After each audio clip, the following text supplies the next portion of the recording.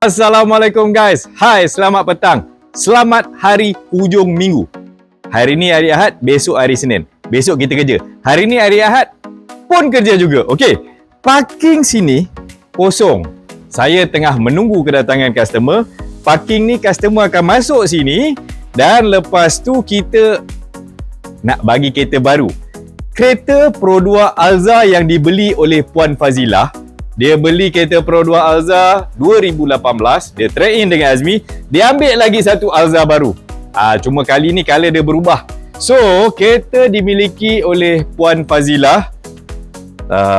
Sekarang ni kereta Alza ni lambat nak tunggu. Tapi tak apalah. Lama dia order. Minta maaf lah banyak-banyak kereta lambat. Tapi Alhamdulillah kereta kita dah dapatkan. Tapi waktu tu saya dapatkan kereta warna merah. Dia tak nak. Dia kata nak warna silver. Okey, tetaplah Alhamdulillah dia dapat daripada Seremban. Kereta ketiga beli dengan Azmi. Alza, lepas tu kereta Azia adik dia, dan lepas tu dia beli Alza lagi satu sebab dia kata kereta dah lama, dia tak nak pening kepala. Kita siapkan kereta baru untuk dia. Dan semua kereta dah siap. Pro 2 Alza, kita tengok belakang belanja bonet. Kita dah siapkan dengan boot tray. Boot tray pun dah siap. Tulisan Alza. Okey. Pro 2 Alza H. Okey, yang ni lepas tu memang customer pun tak ada bayar apa-apa. Kita ambil kereta dia dengan harga yang tinggi.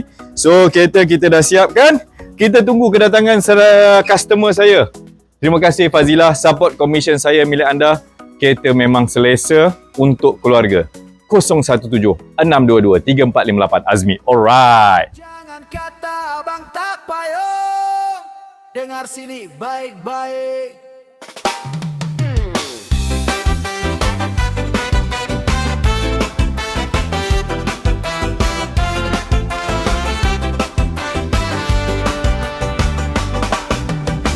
Cari kereta idaman hati, baru ke sekon ke semua ada di sini.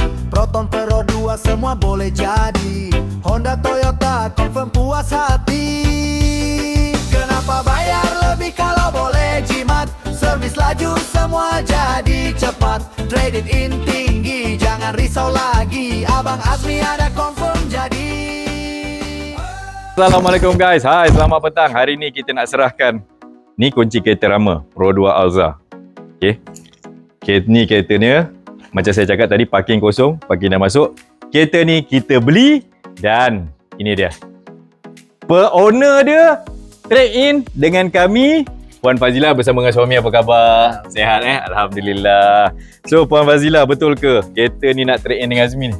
Betul. Betul dah trade in dah pun kan. So insya-Allah. So ini kunci kereta baru. So Puan Fazilah beli kereta ni pun dulu dengan Azmi, betul ke? Betul. Betul. So saya banyak-banyak terima kasih daripada Seremban datang ke Melaka. Terima kasih support komisen saya. Dan nak tanya, komisen tu dapat tak? Dapat. Dapat. So yang paling penting puas hati, tak berurusan dengan Azmi. Puas hati, mudah sangat. Mudah sangat. So kita serahkan kunci kereta. Kunci kereta lama saya ambil. Komisen saya milik anda 017-622-3458 Azmi. Alright. Okey, sama-sama. Okey, jom.